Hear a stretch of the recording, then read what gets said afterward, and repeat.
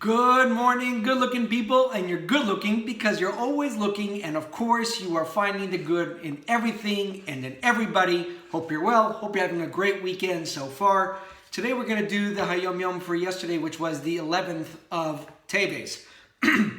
Now, today's Hayom Yom is a little bit longer, however, it's concepts that we're all familiar with, and it's actually a very important Hayom Yom, so I'm going to try to break it down. So we'll go a little bit into what the Hayom Yom is talking about. We'll read the Hayom Yom inside. I'll give you a little bit of a background, and would like to finish off with a quote from the Rebbe Rayat, which is the previous Rebbe, of when he came to America, both in 1929 to visit and in 1940 when he finally arrived. So today's Hayom Yom is talking about air, the air that we breathe, the atmosphere that we're in, that if the air is clean, we're going to have a good, healthy life. God forbid if we live in an area that the air is not clean or there's contaminants in the air, it has an effect on our bodies and our ability to survive.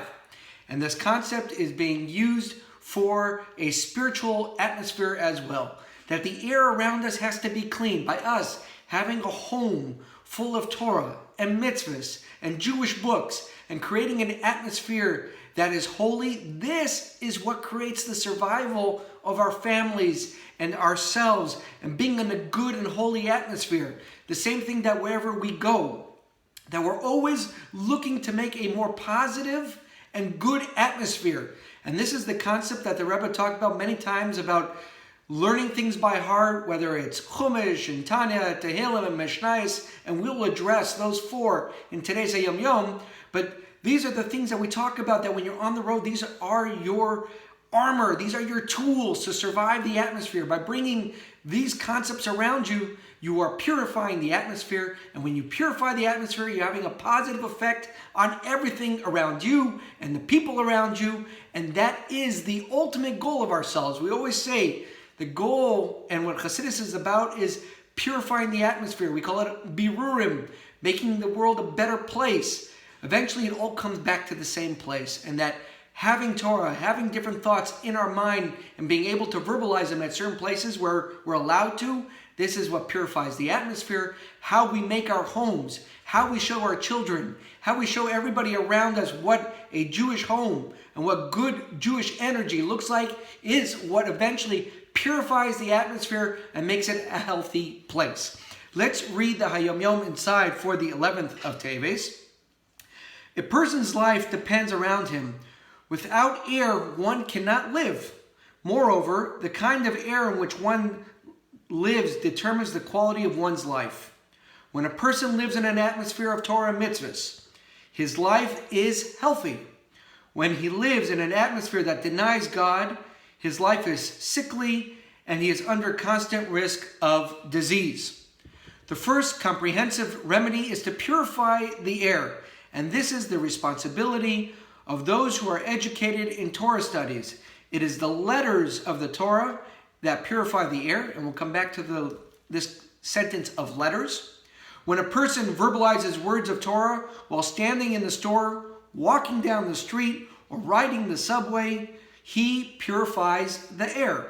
Whoever is familiar with Torah learning must have something on call that he has learned by heart, whether it be Chumash, Tehillim, Mishnayos, or Tanya.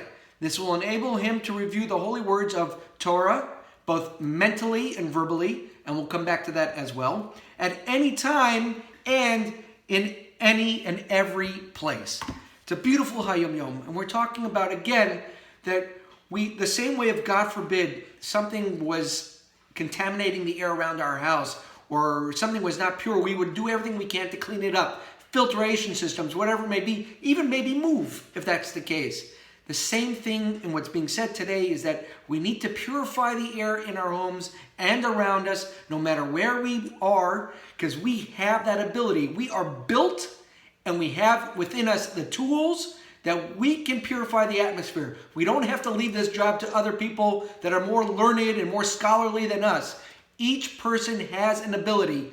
Some will have a greater ability than others. However, we're all capable of making a great environment in our homes and in the places we go to.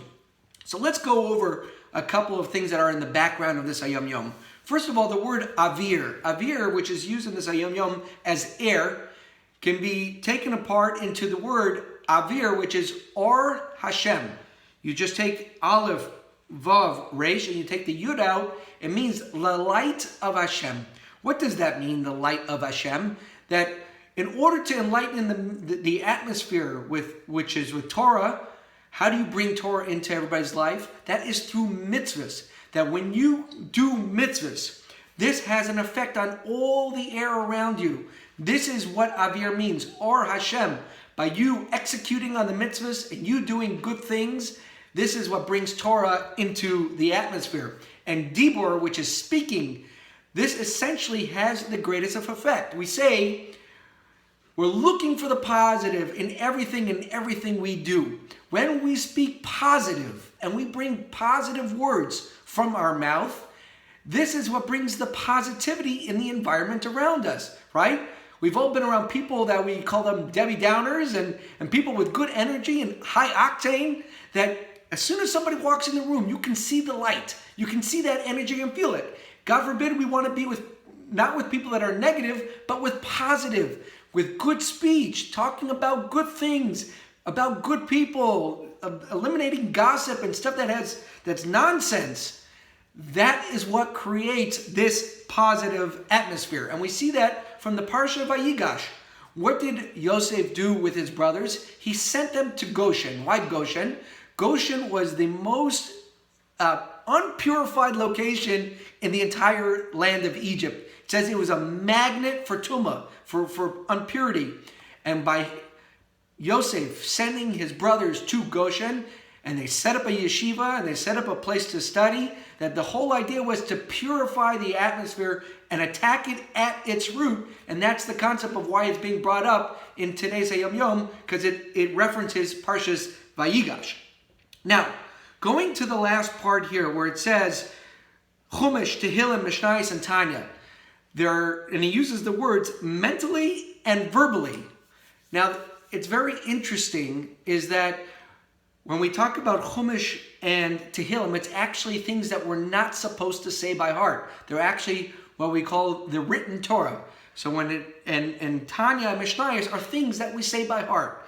So when it uses the word mentally and verbally, mentally is referring to Chumash and Tehillim.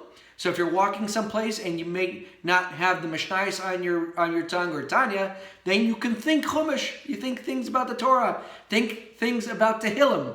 And in a place that you're able to speak and you remember, then that's the place where it says verbally to verbalize Mishnayos and Tanya.